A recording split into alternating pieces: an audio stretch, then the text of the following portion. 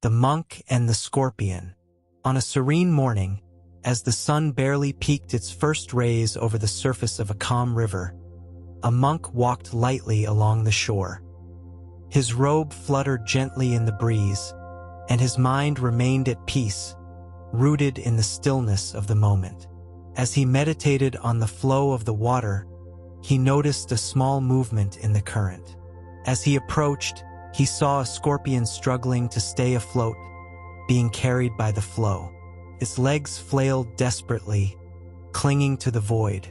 Without hesitation, the monk extended his hand and, with a careful gesture, lifted the scorpion from the water. As soon as he held it in his palm, the scorpion, frightened, stung him. A sharp pain coursed through his hand, but the monk did not react with anger. Instead, with gentleness, he placed the scorpion on a safe rock. He looked at the water, then at his hand, where the sting's mark began to redden. His face, however, remained serene. The monk watched as the scorpion, still trembling, tried to regain its strength on the rock. The river's current continued its course without pause, like time itself, moving forward, unaffected by anything or anyone. Just as the monk was about to continue his journey, a gust of wind shook the rock, and the scorpion lost its balance, falling back into the water. Its legs struggled with the same desperation as before, unable to fight against the current. The monk, without hesitation, leaned down again and extended his hand to save it once more. As soon as his fingers brushed against the scorpion's body, he felt the same sting as before. A new burn spread across his skin, but his expression did not change. With the same care, he placed the scorpion back on the rock and watched as it clung to it more firmly this time, moving away from the edge. A passing farmer, witnessing the scene, stopped and frowned. "Why do you keep helping it, knowing it will sting you?" he asked, incredulity in his voice. The monk slowly turned and, with a serene smile, responded, "Because it is its nature to sting, and it is my nature to help." The farmer looked at the monk, puzzled. His calloused hands, accustomed to working the land, clenched into fists as he tried to understand the logic of this action. "But if you know it will harm you, why not let it drown?" the farmer insisted. The monk, with the same calmness with which he had rescued the scorpion, sat on a nearby rock and extended his aching hand. The mark of the sting was beginning to swell, but he showed no concern. "Look at the river," said the monk, pointing to the water that continued to flow, indifferent to the small drama unfolding on its shore. "It does not stop because someone opposes its path. It does not change its course for the fall of a leaf or the fall of a man. It simply flows because that is its nature." The farmer furrowed his brow, but continued listening. "Likewise, the scorpion acts according to its nature, which is to sting when it feels threatened. And I act according to mine, which is to help when I see someone in danger. If I change my nature because someone harms me, then it would be pain dictating my actions, not my true essence." The wind blew through the trees, carrying the monk's words, as if the river itself were whispering them to the earth. The farmer fell silent. He looked at the river, then at the monk, and finally at the scorpion, which now lay still on the rock, safe for the moment. "So," he said after a long sigh, "should we let others harm us without doing anything about it?" The monk smiled kindly. "It is not a matter of allowing harm, but of not letting fear or resentment change who we are. If the scorpion stings me, it is not out of malice, but because that is its nature. But if I stop helping because of fear of its sting, then I will be betraying my own nature." The farmer crossed his arms, thoughtful.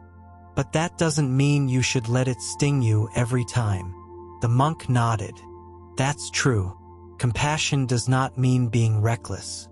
That's why the next time I see a scorpion in danger, I might use a leaf or a stick to save it instead of my own hand.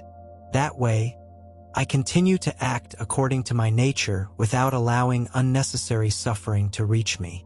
The farmer lowered his gaze, letting the monk's words settle within him, like a seed planted in fertile soil. The river continued its course, indifferent to the conversation unfolding on its shore. The farmer, still reflecting on the monk's words, picked up a small branch that had fallen near his feet and held it between his calloused fingers. "If you had used this from the beginning," he said, raising the branch, "you wouldn't have been stung." The monk nodded with a slight smile. "That's true, but sometimes the lesson is not just in the action, but in the experience. If I had never felt the scorpion's sting, perhaps I would not have understood the depth of my own nature. Pain is a harsh teacher, but it often shows us what we do not yet understand." The farmer turned the branch between his fingers, as if meditating on that truth. "So, is suffering necessary?" The monk looked toward the horizon, where the sun was now shining more brightly on the river's current. "Not always, but sometimes it is the path that awakens us. Just as fire tempers iron, pain can strengthen our spirit if we learn from it instead of clinging to it." The farmer exhaled deeply, as if letting go of an invisible weight. "I had never thought of it that way." The monk bowed his head serenely. "Each person has their own path. What matters is not avoiding every pain, but learning not to turn it into an unnecessary burden." The wind blew softly, rustling the leaves of the trees, as if nature itself were silently approving. The farmer fell silent, watching the river's flow. Its waters did not stop or alter for the small story that had just unfolded on its shore. After a while, he lifted his gaze toward the monk. "If pain teaches us, but we must not cling to it, how do we know when to let go?" The monk smiled, as if he had been waiting for that question. "When it stops teaching you and starts chaining you." The farmer furrowed his brow, trying to understand.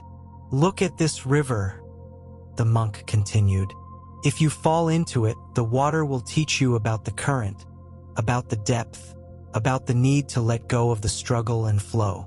But if, after learning, you are still clinging to the fear of having fallen, even when you are already on solid ground, in that case, the water is no longer teaching you, it is only binding you."